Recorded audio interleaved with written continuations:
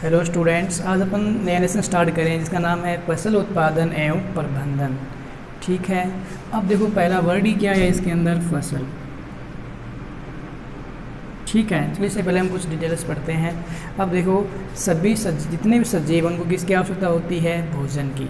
ठीक है, तो वो भोजन किससे प्राप्त करते हैं, जैसे पेड़ पौधे वो अपना भोजन खुद तैयार करते हैं। अब मानव है और जंतु है, वो किस पर डिपेंड करते हैं ना, किसी चीज़ पर, अपना भोजन स्वयं वो नहीं बनाते हैं। ठीक है, तो अब देखो जंतु और मानव है, उनके जो स्रोत हैं भोजन के वो कौन से हैं, फसल ही है। इसमें आएंगे गेहूँ, चावल, मक्का, ये सब। ठीक है, तो हम पहला पढ़ रहे हैं इसके अंदर फसल। क्या पढ़ेंगे, फसल।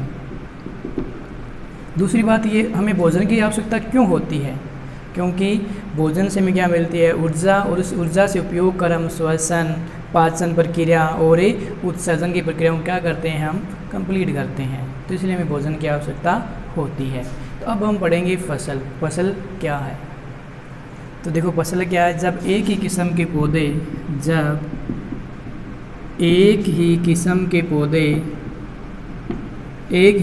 के पौधे बहुत बड़े भूभाग पर, जब एक ही किस्म के पौधे किसी स्थान पर, जब एक ही किस्म के पौधे किसी स्थान पर बड़े पैमाने पर उगाए जाते हैं, उसे क्या कहते हैं, फसल। ठीक है, यानी एक ही किस्म के पौधे होंगे तो क्या है, किसी एक बहुत बड़े भूभाग के अंदर हम लगाएंगे तो वही क्या है, फसल है। जैसे उदाहरण, खेत में उगाए जाने वाले गेहूं के पौधे। अब देखो गेहूं है, ठीक है, तो उसमें गेहूं के पौधे हमें दिखाई देंगे। ठीक है, तो ये इसका क्या है, एग्जाम्पल। ठीक है, उसके बाद हम बात करते हैं ऋतुओं के आधार पर फसल को कितने भागों में बांटा जा सकता है। तो ऋतुओं के आधार पर 3 पार्ट है। पहला है खरीफ, पहला कौन सा आएगा, चलो रबी पढ़ लेते हैं, रबी। दूसरा, अब देखो तीन पार्ट होंगे, रबी, फिर खरीफ, फिर जायद। ठीक है, अपने सिलेबस में इस बार 2 ही टॉपिक हैं, रबी और खरीफ, रबी फसल और खरीफ फसल, लेकिन हम जायद के बारे में हम पढ़ेंगे। ठीक है, ऋतुओं के आधार पर कितनी है, वैसे 3 है, लेकिन हमने सिलेबस में 2 ही दी गई है, रबी फसल और खरीफ फसल। अब हम बात करते हैं रबी फसल की। इनको कब बोया जाता है और कौन कौन से इसके उदाहरण हैं। तो रबी की फसल है ना, अक्टूबर से फरवरी के मध्य। रबी की फसल कब बोया जाता है, अक्टूबर से और फरवरी के मध्य, यानी अक्टूबर में इसको बोया जाता है और फरवरी में इसको काट लिया जाता है, यानी काटने की प्रक्रिया वो फरवरी से स्टार्ट हो जाती है।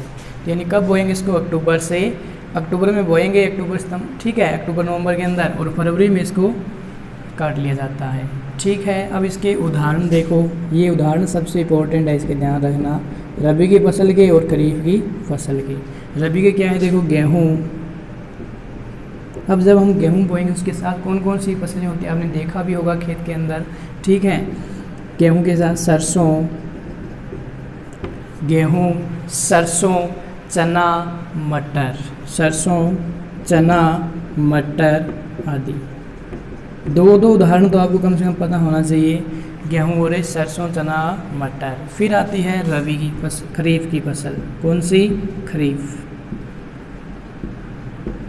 अब देखो अक्टूबर में हमने बोया था किसको, रबी की फसल थी, जिनको फरवरी में उसको काटने की प्रक्रिया शुरू हो जाती है। तो खरीफ की फसल को जून से सितंबर, जून के अंदर इसको बोया जाता है और सितंबर में तक, यानी जून से सितंबर के मध्य जो फसल होती है वो कौन सी होती है, खरीफ फसल। ठीक है, उदाहरण देखो क्या आएगा, देखो उदाहरण, खरीफ में कपास, ठीक है, कपास, मक्का, ज्वार, ठीक है, मूंगफली, तिल, मूंग आदि। ये कौन सी फसल है, खरीफ फसल। ठीक है, उदाहरण आपको पता होना चाहिए। तीसरी कौन सी है, जायद। अब देखो जायद, जायद है ना, रबी और खरीफ के बीच में जो समय बचता है उसके अंदर कौन सी फसल होती बोई जाती है, जायद वाली। ठीक है, यानी यह मार्च से जून के मध्य है, मार्च से जून के मध्य। ठीक है, उदाहरण देखो, ककड़ी, तरबूज। ठीक है, उदाहरण क्या होंगे, ककड़ी, तरबूज, खरबूजा, लौकी, लौकी। ठीक है, ये कौन सी फसल होगी, वो जायद की। यानी जो रबी और खरीफ के बीच में जो समय आएगा ना उसके अंदर कौन सी फसल बोई जाएगी, वैसे जायद। यानी कि उदाहरण के लिए ककड़ी, तरबूज, खरबूजा, लौकी, ये सब। ठीक है, तो ऋतुओं के आधार पे हमने फसलें पढ़ ली है। नेक्स्ट अपना टॉपिक रहेगा कृषि पद्धतियाँ, जो हम पढ़ेंगे कल। आज के लिए इतना ही, धन्यवाद।